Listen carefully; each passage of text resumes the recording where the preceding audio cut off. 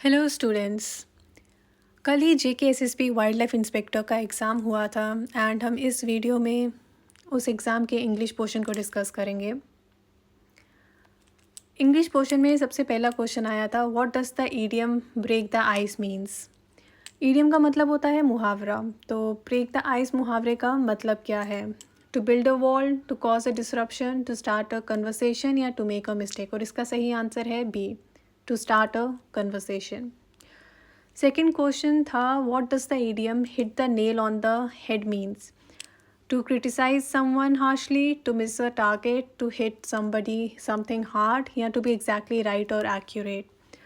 और इसका सही आंसर है D part, to be exactly right और एक्यूरेट।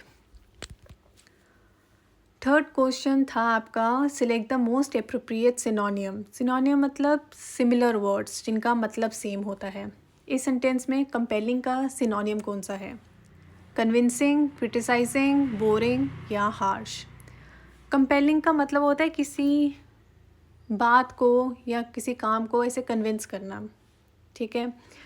जैसे इस स्टेटमेंट के हिसाब से the speaker's argument was compelling enough to persuade the audience. तो इसमें जो स्पीकर है वो अपनी आर्ग्यूमेंट को कंपेल कर रहा है ऑडियंस के ऊपर, तो कन्विंस कर रहा है अपनी बात को। तो इसका सही आंसर ए था, convincing.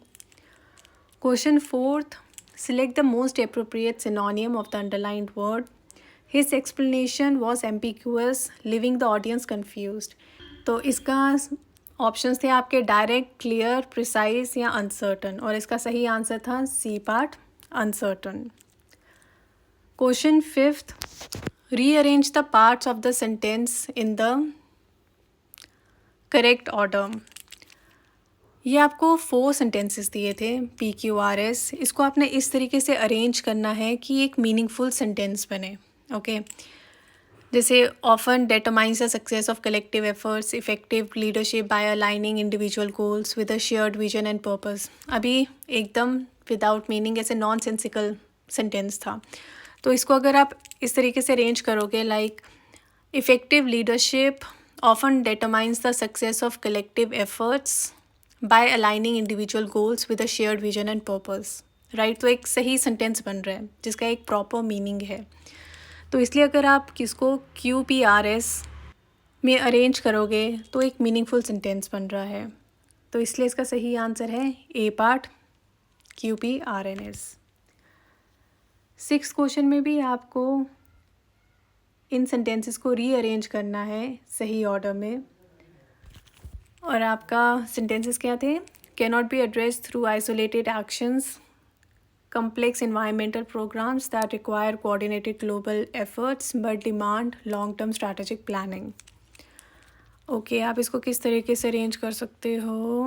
complex environmental programs that require coordinated global efforts cannot be addressed through isolated actions that demand long-term strategic planning। ठीक है, तो इसका सही ऑप्शन होगा QRPS, यानी कि B option. All right.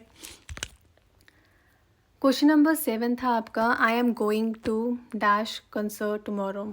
Prepositions fill करने थे या आर्टिकल्स फिल करने हैं, तो इसमें आपके ऑप्शंस थे ए एंड ऑन। तो अकॉर्डिंग टू द सेंटेंस इसका सही आंसर ए होगा, I am going to a concert tomorrow. Okay, A part आपका सही आंसर है।